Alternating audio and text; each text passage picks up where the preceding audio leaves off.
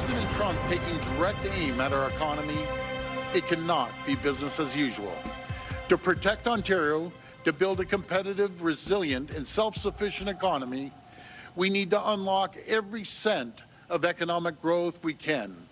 Unveiling a plan to unlock the province's economic potential. Premier Doug Ford announcing a series of measures today he says will help advance critical development projects, including the Ring of Fire.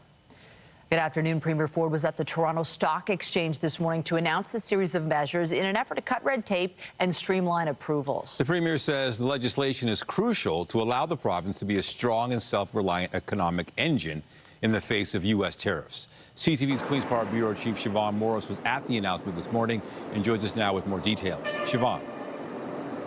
Well, you could really sense from the Premier just how frustrated he is at seeing how long it often takes to get a project from the drawing board to shovels in the ground. And he says that needs to change with, as Donald Trump, as he describes it, Donald Trump trying to annihilate Ontario and Canada with its tariffs. So one of the things that the legislation being introduced this afternoon does is create special economic zones, the government's calling them. Projects in those zones are designated as being good for the economy or important to Ontario's security. The government's working on the parameters for what that will look like, how it will be determined, what those are exactly, but they will be eligible for a sped up, streamlined approvals process to really get shovels in the ground more quickly. They're hoping to implement the first one of these in September. They're also shortening the period of time or, again, streamlining projects like mining. Here's what we heard from the Minister of Energy and Mining.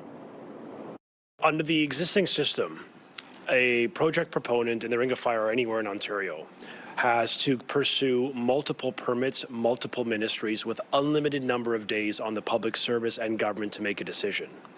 So, you mentioned that there are variables we don't control, and this proposal respects fully the duty to consult. And that will take the time it takes to make sure it's meaningful. But on the things we control in government, the number of days a public servant or a minister actually gets to adjudicate on a permit, that now will have a maximum number of literally, we're going to impose a maximum number of days on government to make decisions. We're going to cut down the permitting process by at least 50%, which can mean a permit can be approved within 24 months, which is even quicker than the EU's 27 months, which they just reformed the last month. That duty to consult is about discussing plans with Indigenous communities, making sure that they're on board, that their concerns are discussed. Those will be maintained, but there will be, again, some streamlining. Rather than weighing in on every permit along the way, there'll be a one-project approach, so one consultation. Reporting live, I'm Siobhan Morris. Nathan and Michelle, back to you. Thank you, Siobhan. The city's announced support for Toronto manufacturers impacted by U.S. tariffs. It's part of an overall response plan to help local businesses during this time of economic uncertainty. CTV's Mike Walker is live in North York this afternoon to explain. Mike. Well, Michelle, Nathan, we're inside Plastic Plus. This is a family-owned manufacturing business for more than 40 years that produces optical lenses. The owners here tell us since this trade war has started, they are noticing an impact by all the uncertainty that is being created. They say consumer spending is down. Retailers that they supply their products to are scaling back their orders. Now, in response to all of this uncertainty, the mayor was here to announce the launch of a 6-month industrial property tax deferral program, which means eligible manufacturers will have until November 30th to pay taxes without incurring any late payments, penalties, or interest. Here's more from Mayor Olivia Chow and Budget Chief Shelley Carroll. This program will give businesses more flexibility. It will help with cash flow, and it will provide some immediate relief. This is cash relief for the businesses who needs it most, and it is responsive to what manufacturers have asked for. Right now, in response to what we hear from the White House almost nightly, we don't know if Paul has a sudden supply chain problem or some challenge that he faces. We want him to be able to keep these workers working. We want him to be able to respond in the meantime. So again, under this program, property taxes for manufacturers would be delayed or deferred until November 30th. I asked the mayor what would happen, given all the uncertainty, if eligible businesses wouldn't be able to pay their outstanding property taxes after this 6-month deferral. The mayor responded by saying the city will evaluate on a case-by-case basis. Reporting live, I'm Mike Walker. Back to you. Thank you, Mike. We turn now to a shocking scene on the Lakeshore last night. A man rushed to hospital after his vehicle burst into flames. It took crews nearly 40 minutes to remove the driver from the vehicle. He remains in critical condition. CTV's Janice Golding's been following this story and joins us now with the latest. Janice. Hi, Nathan. This pile of debris you see behind us is all that remains of a horrific fiery crash that took place here along the Lakeshore near High Park last night.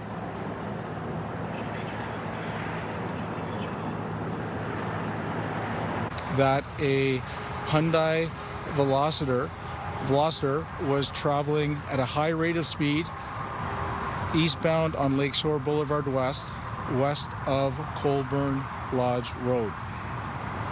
At one point, it hit a curb, then it hit a hydro pole and suffered quite dramatic damage to the vehicle.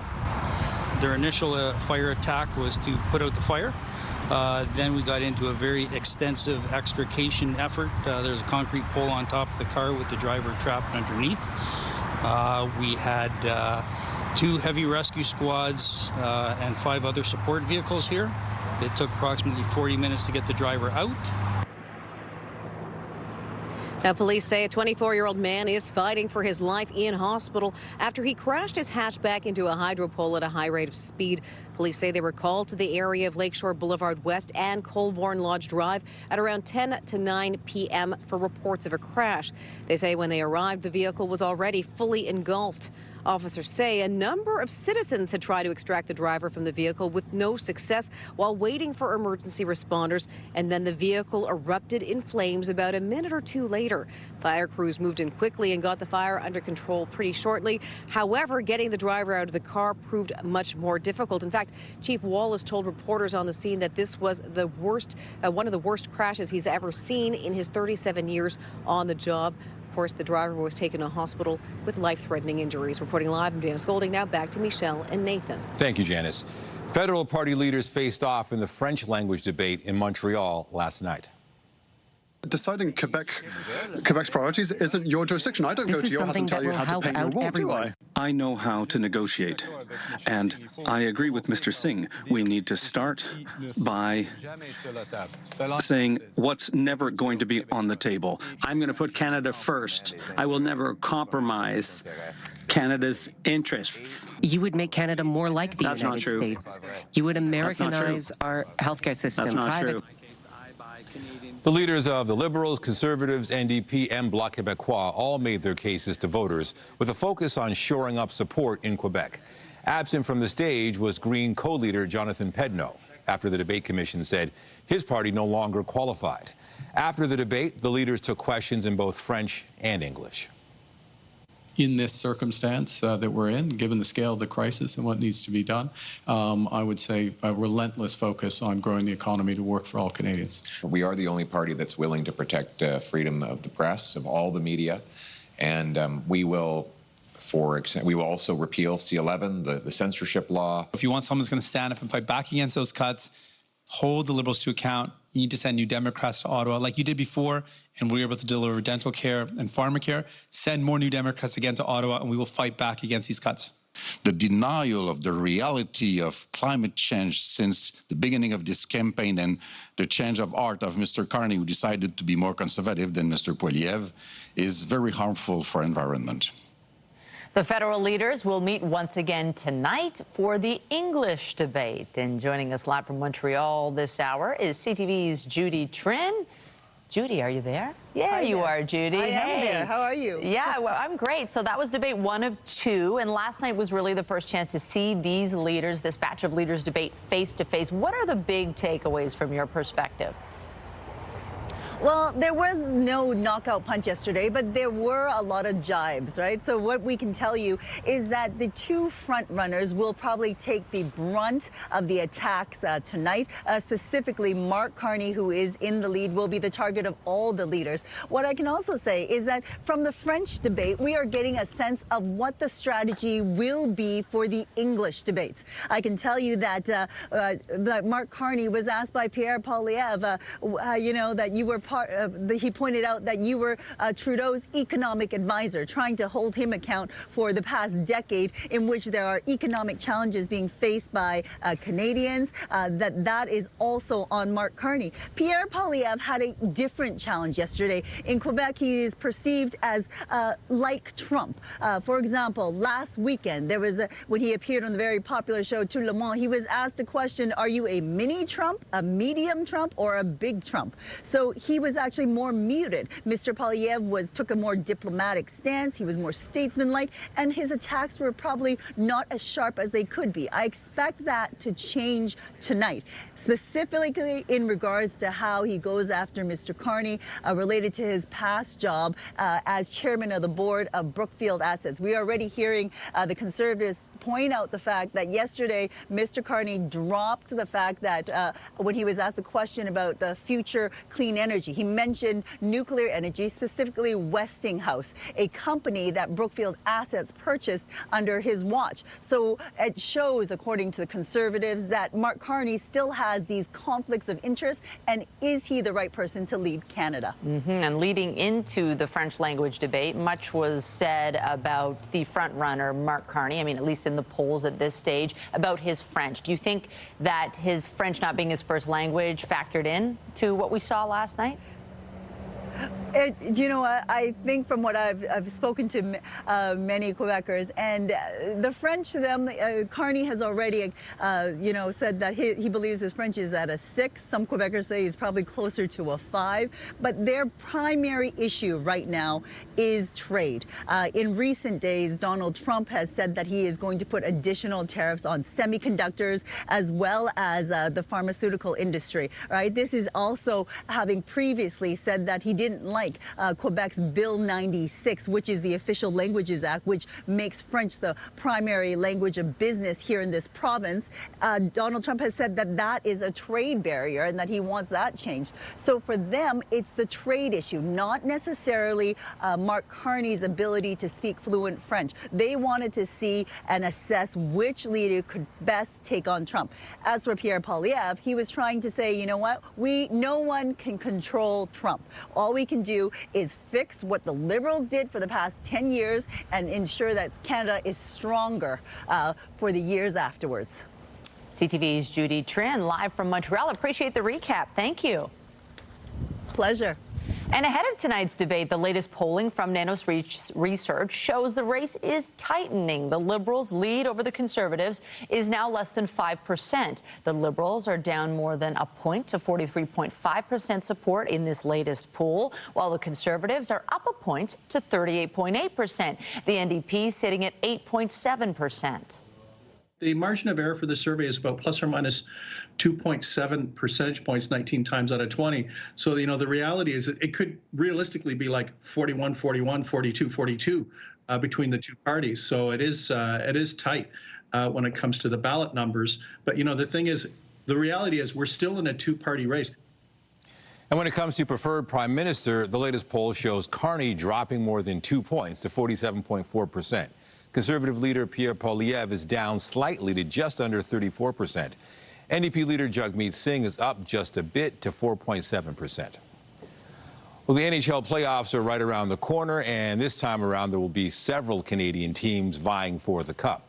Joining us now to break it all down is CTV's Scott Hurst. I know most Canadian cities aren't cheering for other Canadian teams if their team is in, but it's still nice to see. How many Canadian teams are in it? Well, there are a lot of Canadian hockey fans who will have something to cheer for because their teams will be in the Stanley Cup playoffs. 5 out of 7 Canadian teams have qualified for the playoffs. Unfortunately, teams like Calgary and Vancouver didn't make the cut this year, but that means there's still lots of teams for Canadians to get behind, and hopefully, for here in Toronto, Particularly, there could be a lot of deep Stanley Cup runs as Toronto rekindles an old rivalry with the Ottawa Senators. We have not been treated to a playoff series between the provincial rivals in more than 20 years, and so that'll be exciting, particularly for Leafs fans, as they did, of course, clinch the division and now have a game left. They're still playing tonight, Nathan, but let's focus on the playoffs because the Toronto-Ottawa series is expected to get underway on Sunday for that rivalry to be renewed for the first time in quite some time. Should be good. Any other key matchups of note? Yeah, so of course, for viewers watching right now, it is, of course, Toronto-Ottawa is the big series. But as we said, there are lots of other Canadian teams that are in the playoffs, including Montreal, who booked their ticket last night in dramatic fashion. They will take on the Washington Capitals in the first round. And then, of course, you go a little bit further out west. The Winnipeg Jets, fresh off the NHL best record, winning the President's Trophy, they'll take on St. Louis in the first round. The Jets, too, have had some recent playoff struggles, losing in the first round the past 2 seasons. But as I mentioned, the best record this season in the NHL. Also, don't forget about the Edmonton Oilers. They had that magical cup run last year, limping a little bit into the playoffs. They've been dealing with some injuries as of late. They'll be facing the Los Angeles Kings, and they'll start the playoffs on the road, Nathan. And Scott, as an authority on all things, is this the year for the Leafs? Oh, I'd love to say that, Nathan. I would love to say that, but of course we all know the struggles that have come with the recent playoff history. But this is a time to do it because the Ottawa Senators, they haven't been in the playoffs for several years now. I believe it's 8 years they haven't been in the playoffs, and so this could be the chance that the Leafs can get through the first round, get some momentum, and then hopefully go for a deep cup run. All right, you heard it. CTV Scott Hurst on the Leafs and the quest for the cup. Exactly. Bring it on. Take care. And before the Battle of Ontario in the first round, the Maple Leafs have one more game to wrap up the regular season. Here's Matthews back with a back in front. They score! Mitch Marner's. The Leafs clinched first place in the Atlantic Division for the first time in their history with a 4-0 win Tuesday night in Buffalo. The Leafs take on the Ottawa Senators, as we mentioned, in the first round of the playoffs. This is the first time these two Ontario squads are meeting in the playoffs since 2004. But first, they end the regular season tonight at home against the Detroit Red Wings. The schedule for the opening round of the playoffs is expected to be announced tonight. And we have more news in a moment, but first, here's a live look at the city this afternoon. The day's looking lovely. Lots of sunshine, warm temperatures rising. And as for the weekend, the warm weather will stick around. That's good, but rain is expected. How much? Jessica Smith is here now from the Markham Fairgrounds, where the Easter Funfest is set to take place this weekend. Listen, I'm just having fun, Nathan, the fact that the sunshine is back. It feels like it has been forever and a day since I have seen the sun. But we're enjoying high pressure. We've got nice blue sky. We're getting ready for Funfest. They're setting up. It officially opens tomorrow at 10 a.m. And there's lots of fun. They're building everything as we speak. I'm looking at all the food trucks, and I'm so excited because who doesn't love a food truck Funfest? But it's an Easter Funfest, and we're getting ready for the Easter weekend. And your forecast is agreeable. But as Nathan mentioned, we are watching for the chance of showers as we make our way in towards parts of our weekend. So just keep that in mind. For now, it's not an issue. We're holding on to high pressure, not a cloud in the sky. Nice and blue out there. But this is your gentle reminder. We've got a bit of a UV index, so sun protection is key. Sitting at 7 degrees here in the city, 12 through Windsor, and a much lighter northwesterly wind. So still a little fresh, maybe a light sweater, probably a good idea. But overall, you know what? It's not so bad. And as we head into the afternoon, we'll be at 12 degrees with a nice southeasterly wind. And that sunset time, 8:03 p.m. Lots of daylight left. Coming up, I'll have a full look at your long-range forecast, including your Easter weekend, but for now, I'll send things back inside. Thank you, Jess. A U.S. federal judge has upped the ante on a growing standoff with the Trump administration on migrant deportations. U.S. District Judge James Boasberg said he's found probable cause to hold the Trump administration in criminal contempt of court. He warned he could seek to prosecute officials for violating his orders last month to turn around planes carrying deportees to an El Salvador prison. The Trump administration says it will appeal and it will not facilitate the return of a migrant who officials admit was sent to El Salvador by accident. And as tariffs take a bite out of the economy on both sides of the border, the Trump administration is set to face a court battle over its trade policies. California Governor Gavin Newsom says his state has filed a lawsuit challenging the president's authority to impose tariffs on other countries, including Canada.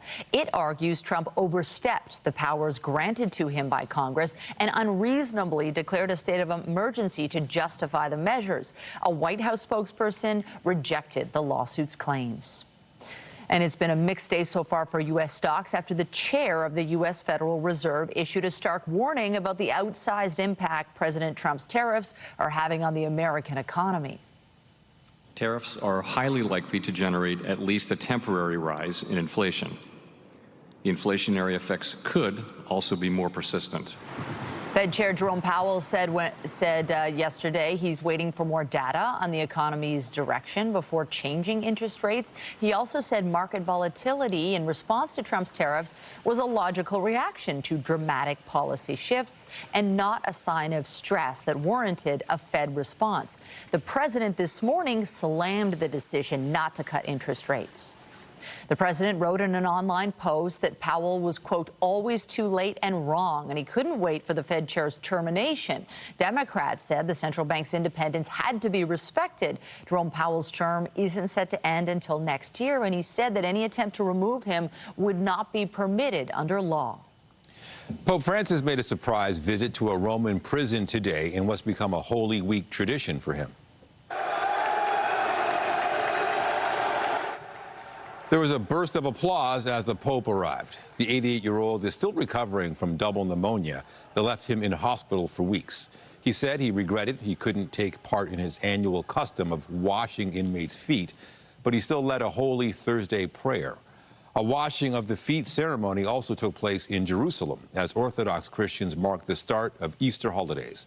The ceremony mirrors the biblical story of Jesus washing his disciples' feet.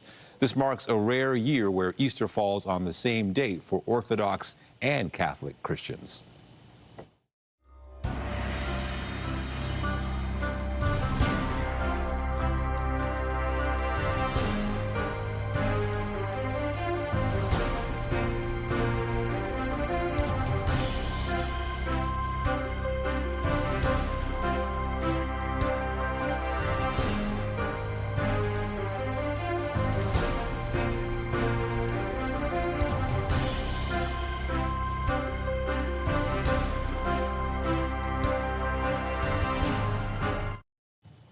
Well, there's a lot going on. For some, it is Passover. For others, the Easter long weekend is upon us. And I think it's really nice and exciting that we're putting those really cold temperatures behind us. And we're getting some real spring temps. It is great news, especially if you have the day off tomorrow. It's a long weekend. And especially today, the sunshine is cooperating. And Jess, looks like you're having a good time where you are.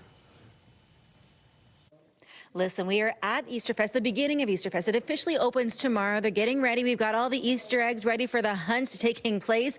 I'm joined by Evan Aronoff. You're the man with the plan, the man in charge when it comes to Easterfest. Talk to me about what people can expect, because I know sometimes this weekend can be busy, but you guys are offering a lot. We are. We've got 4 days of fun here at Markham Fairgrounds for Easter Funfest. You come in. We've obviously got the Easter egg hunt here in the barn. We've got about 50% indoor space inside the fairgrounds, plus an entire midway full of rides, games, entertainment, amazing photo ops. We even have a 15-foot tall Easter bunny. Trackless train, and when people come, it's a one price. You come in, the inflatables and rides are all included. We've got a wide range of food trucks, full stage of entertainment, and lots going on all weekend long. You had me at 15-foot bunny and photo ops. Now, I know obviously the weather is going to be a little bit of an issue. There's some rain, but that's not going to stop anybody from coming down, I would assume, to enjoy all the activations you have here, because you do, as you mentioned, have some indoor options. What can people expect when it comes to the different activities they can do? Because we have kids of all ages coming through, and the parents want to have some fun too. Well, I'd say the absolute feature is here behind us. It's the Easter egg hunt. We have it running all day long, every single day. Obviously, all the indoor spaces as well. We've got, I would say, upwards of about 30 rides and attractions, giant inflatables, a full stage of entertainment. There's we even have a spider jump. It's a giant trampoline system you can jump on. The trackless train, big inflatable maze, just lots of stuff. It goes on. You go to our website, Easter Funfest, all of the rides and attractions are there. And once again, it's all included when you come in. A couple of few things are extras, but most of the inflatables and rides are included. And it is open for the 4 days, so from Friday through to Monday? Yes, Friday through Monday, we're 10 a.m. to 6 p.m. daily. I love it. Well, thank you so much. I'm excited. I'm going to do an Easter egg hunt after I do my forecast because you have to know what the weather's going to be as you make your way throughout the weekend. And after a, rough few days, we're getting a bit of a change. Weather is brought to you by the Presler Law Firm. Injury lawyers, you don't pay unless they win. Now, high pressure has finally moved back into our forecast, and it is going to be a beautiful day. So if you can get out and enjoy some of that, I recommend. Sitting at 9 right now, 12 in Windsor. Everybody on the positive side for the most part, with the exception of our friends in extreme northern Ontario. As we head throughout the day today, again, we get a break from the cold, another very seasonal day right across the board, and we're holding on to those temperatures as we head into this evening as well.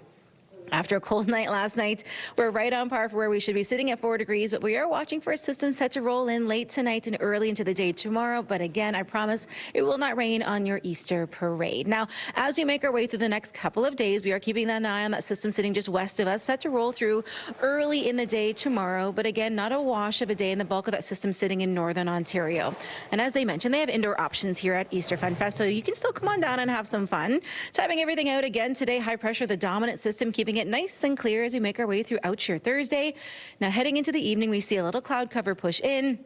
And there's that system. 7 a.m., the first kind of wave rolls through, but again, it's heavier up towards our friends in Owen Sound. And then as we head into the afternoon, another wave late morning, and then we get a little bit of a break. So if you're coming down after 10 a.m., after the Funfest opens here at the Markham Fairgrounds, and you've got lots of options. And if it do see a bit of a sprinkle, you can head inside. But again, the bulk of that active weather staying to the north. Some scattered showers into the early morning hours on Saturday, and then we are watching for just periods of rain off and on throughout the afternoon. And then again, we get a break into that second half of the day. So it's quite nice. Temperature-wise, as we go through the next few days, it is going to be warm. We get up to 18 degrees for your Friday, 19 on Saturday. So yeah, there's a little rain out there, but it's not a wash of a day, so you can get out and enjoy the weather. Heading into Sunday, lots of sunshine, very seasonal, sitting at 12 for the high, 4 for the low. And then as we get in towards Monday, a little cool out there. We dip a little below seasonal. Another system comes through, set to bring us down just shy of seasonal for the daytime high, but we lose none of that warmth into the evening. And just in time for Earth Day on Tuesday next week, the sun comes right back out. So a great way to enjoy the Easter weekend, and looking ahead to next week, it stays nice and warm, finally. Nathan, Michelle, I'll send things back inside to you. All right. Thank you, Jess. Turning next to the latest developments at Ontario Place. The controversial redevelopment plans back in the spotlight after a new report in the New York Times. The newest findings are raising questions about the province's deal to redevelop the waterfront land, which includes plans for a privately operated spa. CTV's Sean Leathong has the latest. The West Island at Ontario Place is bare, the land cleared, making room for a spa. But that spa, according to the New York Times, may have been sold to the province based on misleading information. In a story published today, the New York Times investigation found that Therma falsely presented itself as an industry player that operated as many as half a dozen spas in Europe. In fact, it had built and operated just one outside Bucharest, Romania. And as it pitched its vision for Toronto, Therma's finances appeared to be shaky. Auditors found that it was losing money and had less than €1 million or $1.1 million in equity. At a community meeting tonight, the group called Ontario Place for All has been working to stop the development of the spa, and they say this article was shocking. Pretty scathing. I think it's surprising that the province didn't do their due diligence. They have only had one spa that's been successful in Europe, but they claim to have many more. So it looks like our provincial government was hoodwinked. In the article, the New York Times says there are in fact two different companies called Therma, with the newer, less established Therma having made a deal for the land at Ontario Place. So Therma never misrepresented ourselves. We have a long-standing relationship with the developers of the projects in Germany. It's actually a long collaboration and such a close collaboration that we've just purchased their flagship location outside of Munich. According to the New York Times, in 2023, the company doubled down. Therma Group currently operates 4 large-scale facilities in Germany and Romania, it told the Ontario authorities. In fact, the only spa Therma had ever operated was in Romania. The article goes on to say that Therma has since secured bids in other cities like Manchester, England, and are working on more in Washington, D.C. and Dubai, all based on the Toronto deal. And there's question whether they have the capital to deliver, Premier Ford saying, "You know, anything that was said in the story from the Times, we'll look into it and make sure everything passes the smell test.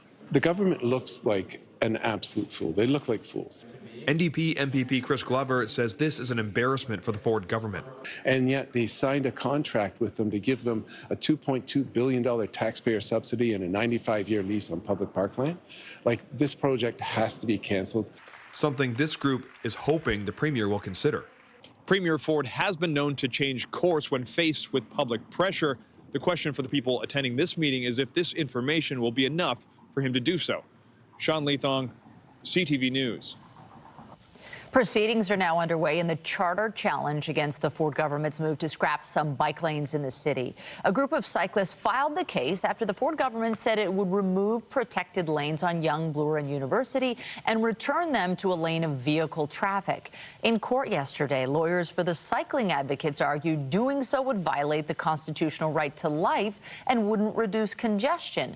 Lawyers for the government rejected those claims. Meanwhile, the province and city say they're still trying to find a compromise to keep bike lanes in place while returning some space to vehicles. Well, it's a new era in Canadian sports, with the country now home to a professional women's soccer league. The inaugural season for the Northern Super League kicked off in historic fashion in Vancouver last night. CTV's Martin McMahon was there. Celebrate this league, these incredible athletes, and this unforgettable night in Canadian sports history. It has been a long time coming, but Canada now has a professional women's soccer league. And on opening night for the Northern Super League, Vancouver Rise FC, well, rose to the occasion. Ward against Michaela Moore. Tackle in the box, and we've got a penalty. Up stepped Quinn to the spot, the Canadian international.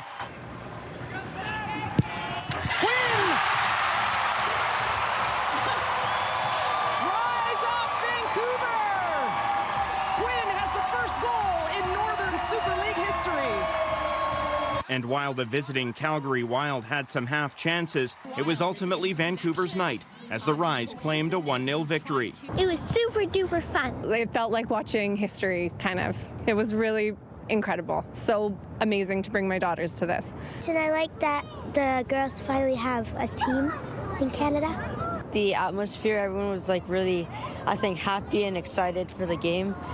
And then especially when we scored the goal also, that was a good moment. The Rise already has a supporters club, the Crow Collective. It draws its name from the Crows, which crowd Burnaby, where the Rise will play their home games at Swangard Stadium for the rest of the season. Playing at Swangard is just going to be like that, just so iconic for everybody. And the way that the collective became is because it's a group of women who are supporting women. But I think it keeps girls in particular engaged in sport, and that's something that's been a struggle because there haven't been those opportunities. And after this dream start, the Vancouver Rise are back in action on April 27th at Swangard Stadium. Martin McMahon, CTV News, Vancouver. And with the season now officially underway, the countdown is on for AFC Toronto's first match, hosting Montreal Roses FC Saturday afternoon at BMO Field. Joining me now is AFC Toronto midfielder Chloe Uddenberg to talk about the upcoming season. Chloe, how exciting is this for you to make history in Toronto in a couple of days? Yeah, I'm super excited. Like, I've been feeling a bit of a mix of emotions just because it's finally here, it's finally now. I've always dreamed of this moment of playing professional right here at home in front of all my family and friends, and just inspiring that next generation of players right here at BMO Field. Now, you played a lot of high-profile soccer. What will the atmosphere like? Will it be different, do you think? Yeah, I think, like, we're preparing ourselves as best as possible for this moment. Being at home in front of a home crowd, like, that atmosphere is something that, you know, is just going to push you and give you energy, and we're going to thrive off that energy. So I think you can prepare yourself as much as possible. But again, this is like a moment in history that has never been done before. So I think we just got to enjoy the moment, but at the same time compete, and at the end of the day, get a result for all those people that are coming out to support us. That would be nice. Now, many, of course, consider you a role model. How impactful do you think this is going to be for young girls to see professional women play soccer in this country? It's going to be like the greatest opportunity for these young girls. Like, I never had that opportunity to watch like pro players right in front of me, 10 minutes from my house, an hour from my house. So like, to just be on that field to show this next generation of young girls and boys that you can achieve your dream if you stick to it, you work hard, and you just put your best foot forward every day. Like, it's going to be huge for them to just see it right here in front of their eyes and in person. It's going to be so exciting. The team that you're playing on, AFC Toronto, how would you describe it? It's amazing. It's a really good environment. I chose it because, first of all, I just think it's very competitive. Like, every day, our coaches just push us to push our limits. But at the same time, behind the scenes, is we're very like community based and want to give back to the community around us, because at the end of the day, they're the ones that are going to be filling the stands and cheering and supporting us on. So just playing here at home and having that competitive environment and that community around us is massive to me and a lot of the other girls on the team. How big was soccer in your family growing up? It was massive. I have 3 sisters who also play soccer, so my parents were always at a soccer field every night of the week. So it was huge. And to have them all come and see me live out my dream is going to be incredible. They know what it's like to play in pressured situations and everything. So I just can't wait for that moment for them to watch me live out a dream of mine. Wow, to have so much family and friends there, does that make you nervous, or are you just used to that? I think a bit of both, like nerves and excited. Like, again, all my close family and friends have heard me talk about my dreams, have watched me, have supported me during the tough times, have cheered me on during the good times. And I just think having them there is just going to motivate me even more to give it my all and just show them again, like inspire them as well. Like, you can do anything if you put your heart and mind to it. So you are definitely an inspiration. AFC Toronto midfielder Chloe Uddenberg, thanks so much and good luck on Saturday. Thank you. Can't wait to see you in action. To the diamond now, the Blue Jays wrapped up their series with the Atlanta Braves yesterday afternoon.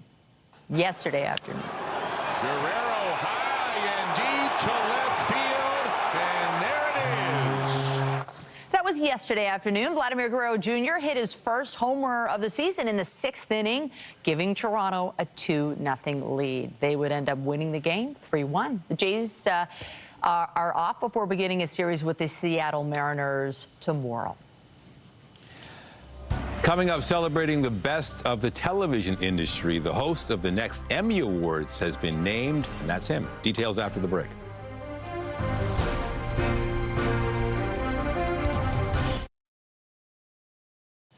The Emmy Awards has found its next host. Stand-up comedian Nate Bargatze will MC the September 14th show. The ceremony honors the best of the television industry. Last year's show was hosted by father-son duo, you might remember, Eugene and Dan Levy, lifting ratings up 54% from the previous year. The Television Academy noted Bargatze's multi-generational appeal in choosing him as host, and he said he's beyond excited for the opportunity. It's perhaps not a surprising turn of events. The sequel to Fyre Festival has been postponed, with the future of the event up in the air. The Fyre Festival in 2017 was an epic disaster, with its original organizer, Billy McFarland, going to prison for fraud. McFarland is heading up this second attempt, which is supposed to kick off at the end of May, but now needs to find a few locations, new locations. Tickets have already been selling for months. Attendees have been told they will be refunded and encouraged to rebuy tickets once a new date is announced. You can stay watching CTV News. More news after the break. Stay with us. Now more than ever, Canadians need to know where our leaders stand. CTV News keeps you informed on the issues that hit home. This election, connect to Canada's most trusted news source, CTV News, now more than ever. Amid ongoing political tensions with our neighbors to the south, Canadians are canceling business trips to the U.S. One of the world's largest travel groups says business air travel between Canada and the United States declined close to 40% in February compared to last year. A range of industries are pulling the plug on planned trips despite possible fees or lost deposits, with cancellations extending into 2027. Experts say upcoming corporate events without a set destination could end up in Canada, Mexico, or somewhere other than America. And as the trade war wages on, we're starting to see a shift in where students are considering studying. Some post-secondary schools in Ontario say they are seeing an uptick in interest from south of the border. CTV's Alexandra Hollick has that story. Ontario universities are gaining attention from American students. We do have a big American population on campus. A population that could soon grow as students living in the U.S. look to Canada to pursue their post-secondary studies. In a statement to CTV News, a spokesperson for the University of Guelph says the school has seen a 31.5% increase in U.S. applicants for fall 2025 compared to the previous year. It's a 22.6% uptick in undergraduate applicants and a 100% rise for graduate studies. At the University of Waterloo, while they haven't seen an overall increase in student applications from the U.S., they have seen a jump in U.S. visitors. We don't jokingly call ourselves MIT of the North for no reason, right? It's not a bad thing for us to attract U.S. talent. The interest comes as U.S. President Donald Trump announced federal funding cuts to major universities, including Harvard and Columbia, citing a need for diversity, equity, and inclusion policy changes. I mean, we have had our fair share of cuts as well. There's also a challenge of the cap we have on international students. So there's only so many we can take. As American students look north, Canadian professors are being asked to avoid traveling south. This is not the time to travel into the U.S. unless that travel is essential. The Canadian Association of University Teachers issuing a travel advisory cautioning of extra scrutiny on those who have been critical of Trump or have ties to countries at odds with the U.S. This is clearly a dangerous time for academics in the U.S. We look with concern at what's happening south of the border, but it's affecting all of us. Back at UW, students say despite the uncertainty, American academics are always welcome. We're very comfortable with U.S. students, and we think that they can contribute a lot to our academic environment as well as the economy of Canada. Students at UW are also calling on the provincial government to step up their support to be able to retain students potentially coming from the U.S. or otherwise. Alexandra Hulick, CTV News. Just ahead on CTV News at noon, from the stage to the page, a children's author is encouraging student literacy with a big book giveaway and a song. We'll have those details after this short break.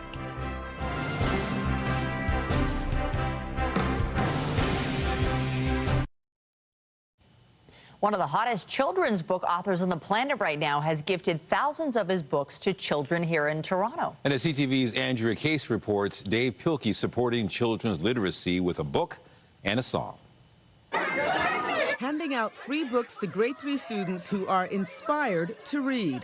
If you take a book, you will start liking it. You get to learn words from the other books, and it can go in your imagination. To learn new words and to sound them out. Got my sisters, got my bros, got a happy kind of feeling from my head to my toes. At the Children's Book Bank in Regent Park, students from Dundas Public School received a popular book and were entertained by the cast of the Mirvish production of the Cat Kid Comic Club, the musical, currently on stage at the CAA Theatre. Cat Kid Comic Club is by Dave Pilkey, Pilkey of Captain Underpants and Dogman fame. We received a wonderful donation from Scholastic and Dave Pilkey. 1,000 books to give away to children, and this is one of the hot commodities of the book bank, is a Dave Pilkey book. Shelley Nichols is the executive director of Children's Book Bank. We give away free books to children and their families.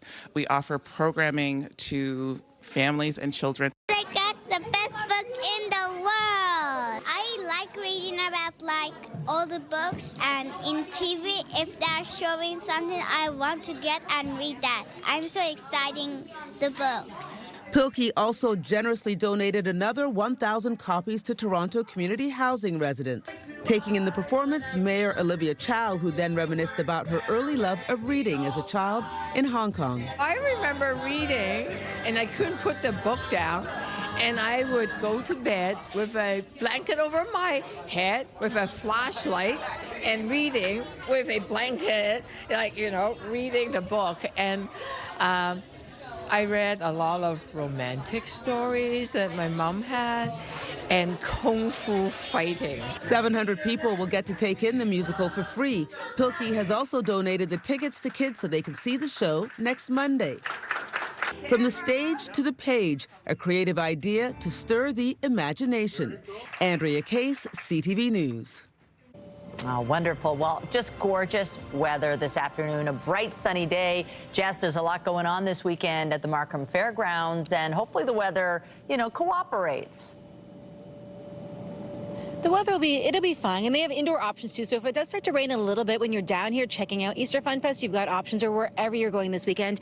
And there's a 15-foot bunny. I mean, it doesn't get much better than that. They've got concessions and everything you can imagine to enjoy your weekend. Now, your forecast, beautiful today. Heading into the day tomorrow, a little unsettled to get things started thanks to a system sitting just west of us, but overall, it's not that bad. Right now, your satellite radar picture holding on nice and clear, and it's mild. Winds are sitting at 12. We're at 9 through the city of Toronto, 9 in Niagara, 4 in Ottawa, and we're sitting at 8 up in Owen Sound. So no matter where you're going today, it is going to be beautiful and fairly seasonal. Now, temperature-wise, it's even warmer into the day tomorrow, but we are watching for that unsettled weather to start the day.